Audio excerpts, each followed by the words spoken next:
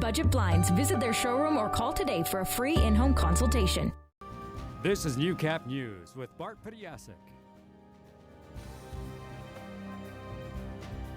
Bart Pediasic is out tonight. I'm Jeremy Thompson. Thank you for joining us. We begin tonight with a tragic update to a story we told you about yesterday.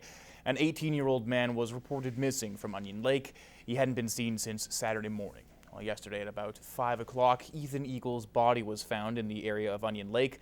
Details are scarce at the moment, and the RCMP say the investigation is ongoing. Well, during the holidays, the food bank becomes one of the most utilized services for those in need. Last year, more than 200 families would benefit from the Lloydminster Salvation Army Food Bank, and this year they're expecting that number to increase to more than 300. But thanks to a generous donation by the Realtors Association of Lloydminster and District, those less fortunate are able to enjoy a holiday meal. Nicole Stilger has more. It's a heartwarming sight at the Salvation Army Food Bank as donations continue to pour in. This time from the Realtors Association as they deliver their annual turkey donation. Every year, the Realtors Association does a few things for Christmas. One of them is a donation to the local food banks. So we've brought 150 turkeys today for the local food bank to deliver in their turkey hampers throughout the city. A lot of families that we see on a regular basis would never be able to afford a turkey dinner.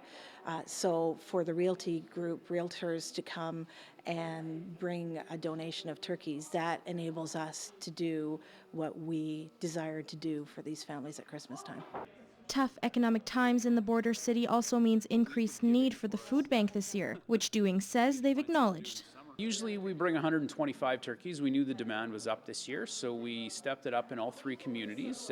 Vermilion and Wainwright got a little bit more money from us, as well as 150 turkeys instead of 125 this year. There's a greater need this year than there was last year, but I think there's also been a greater response in donations this year than last year.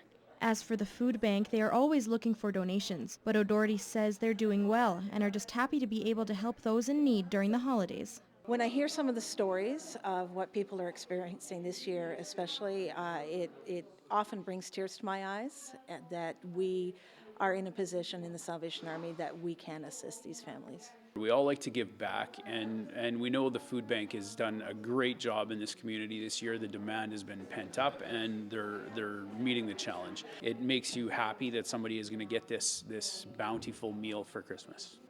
Nicole Stilger, Newcap News.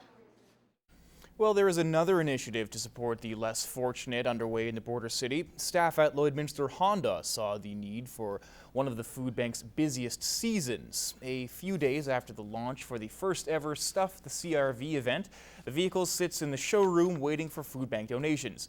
Cynthia Sam, a salesperson at Lloydminster Honda, says the shelves at the food bank have been bare since the fall, and they wanted to bring more awareness to the issue, especially at Christmas time.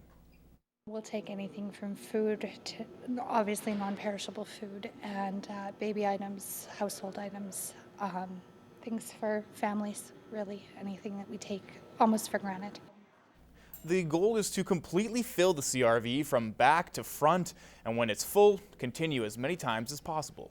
The economy is really tight right now for a lot of people, and there's a lot of people that weren't planning on ever having to consider using the food bank, so it's nice to be able to make that difference for them too, just to take the stress off of everyone. Sam says they will likely do this every year, if not several times a year. As for now, anyone bringing in a donation will be entered into a draw to win a pair of Oakley sunglasses or a Strider bike. The event wraps up on December 20th. Well, this time of year, when the sun goes down, lights come on all over the border city in dazzling Christmas displays. The Twinkle Tour kicked off at Bud Miller last night, and as Hannah Tita explains, the annual excursion through the city has been lifting spirits for nearly 40 years. Merry Christmas!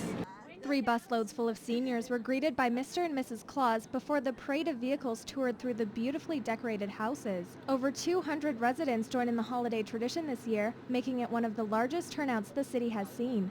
We all know that community spirit in Lloydminster is very vibrant, and especially at Christmas time. We do it early enough in the month that it's kind of the unofficial start to the holiday season. The tour ended at the Wild Rose Pavilion again, where people were treated to refreshments, dancing, and of course, entertainment. My personal favorite is probably the caroling. I'm not very good at it, but it's always enjoyable.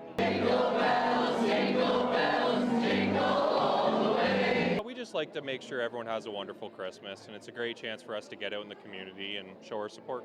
Musgrave Agencies has been organizing the event for close to 8 years now. The Twinkle Tour was originally intended to bring Christmas spirit to seniors, but people of all ages are welcome to participate. Kyle Kelly says this is the only way many seniors get to see the festive light displays in Lloydminster. Well, they love it because they don't always, if they can't drive or can't get out, they don't get a chance to drive around and see the Christmas lights like a lot of families and a lot of us do on our own time during the holiday season. So this is their only chance to get out and see it all. So it means a lot to them. So many lights and so beautiful. Hannah Tita, Newcap News. It's a tale of two opposites in this week's edition of Pet Project. Today, John from the SPCA introduces us to a quiet and laid-back domestic short-haired cat, as well as a Shepherd Collie Cross that's full of energy.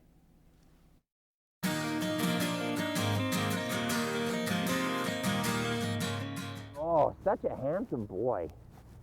Oh, yeah. At a 1.5 year old, Henry, a Shepherd Collie Cross, is one happy-go-lucky ball of energy. At times, he forgets that he's no longer a puppy and is easily excited. Henry is one social fellow who loves both people and other dogs alike. He doesn't take life too seriously and is just happy to be with anyone that will give him tons of love and affection. You may have to work on teaching Henry some manners, as he does like to jump up when he's excited. But there is no question he's an intelligent dog. He just needs someone to help work with him. But with a little bit of patience and guidance, he will be an absolutely amazing dog. Stop by the SPCA and meet him today.